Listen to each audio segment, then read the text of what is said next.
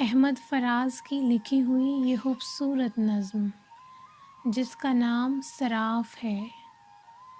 صراف یعنی سونار یا سونا خریدنے یا بیچنے والا۔ اس خوبصورت نظم میں استحصال پر روشنی ڈالی گئی ہے، یعنی کسی کی مجبوری سے ناجائز فائدہ اٹھانے کے بارے میں بیان کیا گیا ہے کہ ایک غریب آدمی انتہائی مجبوری کی حالت میں ایک دکان پر ایک قیمتی سونے کی انگوٹھی فروخت کرنے کے لیے جاتا ہے، کیونکہ اس کو پیسوں کی سخت ضرورت ہوتی ہے اور دکاندار اس کا استحصال کرتا ہے۔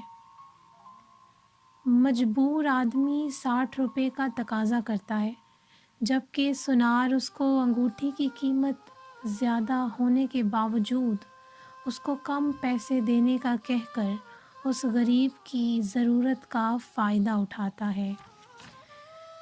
احمد فراز کی یہی نظم صراف، جس میں کچھ اس طرح سے بیان کیا گیا ہے: 60 کے 30 نہیں، یہ تو نہیں ہو سکتا۔ زرِ خالص کی انگوٹھی ہے، ذرا غور سے دیکھ۔ کسی پتھر پہ رگڑ، اس کو کسوٹی پہ پرکھ۔ ہر طرح جانچ، ہر انداز، ہر ایک طور سے دیکھ۔ مجھ پہ روشن ہے کہ اس جنسِ گراں مایہ کو میرے افلاس نے کم نرخ بنا رکھا ہے۔ دیکھ کر میری نگاہوں میں طلب کی شدت، تو نے انصاف کو نیلام چڑھا رکھا ہے۔ جانتا ہوں تیری دکان کے یہ زریں زیور، یہ گل و بند کے کنگن کے طلائی پیسے، یہ زر و سیم کی اینٹوں سے لدی الماری، کسی شداد کا تابوت دھرا ہو جیسے۔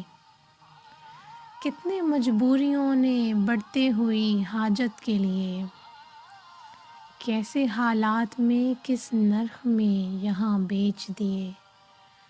کتنے ناداروں نے افلاس کے چکراؤ میں پہلے تو رہن کیے، بعد ازاں بیچ دیے۔ تیری میزاں کے یہ بے رحم سنہرے پلڑے، ایک جلاد کی تلوار رہے ہیں اب تک، گرسنہ آنکھوں کے کشکول، ہوس کے مقتل، ہر نئے ہوں کے خریدار رہے ہیں اب تک۔